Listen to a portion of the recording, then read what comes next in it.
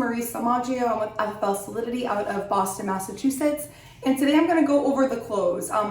We may have all heard this before. It's one thing to get on base. It's another thing to actually close, right? So when you're closing, you're helping families, you're doing what you essentially were set out to do, while providing for your own, right? We can get in front of as many families as we want. If we're not closing them, we're not helping them, right? So we want to go back to how are we able to better help families? First and foremost, lead, guiding, and directing and being assumptive throughout your whole appointment is going to make sure that at the end, you still sound very authentic and you don't sound like you're just the salesperson. Because here at Family First Life, we're truly here to serve families. So with that being said, for an example, what my close is going to sound like is, now, John and Mary, we can't make a decision today because we wouldn't even know if you qualify. But John, if you were to qualify, what would make the most sense to make sure Mary is covered based off of need and budget? And then I'm going to stop talking, because if I keep talking, I'm going to walk John, so to say, and Mary right out of that. They need to be lead, guided, and directed, right? So I'm asking them which one would make the most sense if they were to qualify.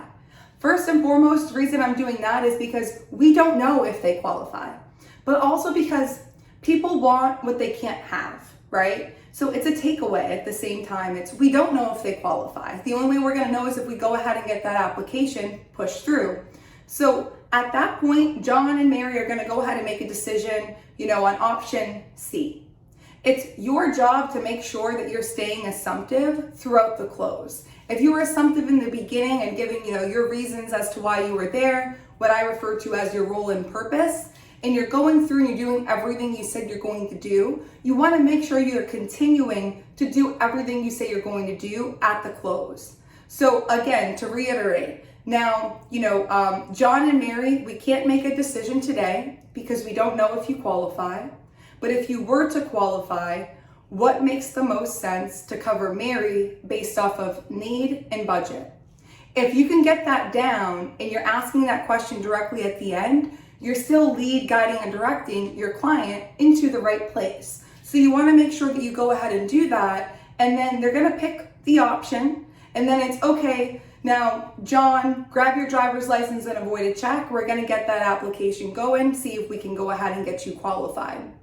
So to take a step back, we want to make sure that we're understanding that yes, of course, we can do, a quick underwriting process in terms of the knowledge that's given from the client to us. However, we're not the insurance company. We don't make that final decision. So we need to make sure that our clients are very, very clear that it is not us that's making that decision. It is the insurance company. So if John goes ahead and he's qualified, he's now going to probably be excited or feel a bit of fresh air knowing that he's approved. So what can we control? We can control being assumptive the whole entire time. If we're assumptive, we can be authentic that whole time. And when you ask that closing question, they're simply going to pick one. Grab your driver's license, avoid a check. We're going to see if we can get you qualified. Now you go ahead and you get them qualified, right? Somebody filled this form out because they wanted help with what they're facing there in front of them, whether it's final expense, mortgage, internet lead. They needed somebody to lead, guide, and direct them. Don't ever forget that you're going to be that person leading, guiding, and directing the client all the way through to the close.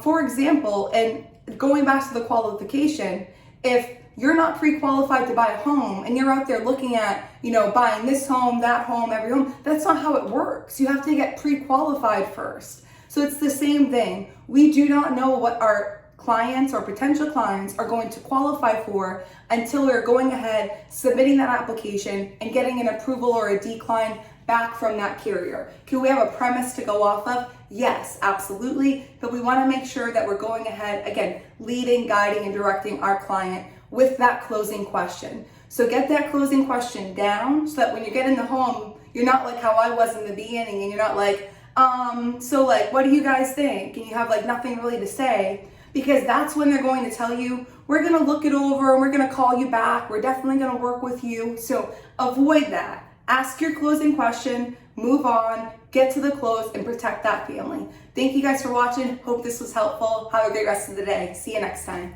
Bye.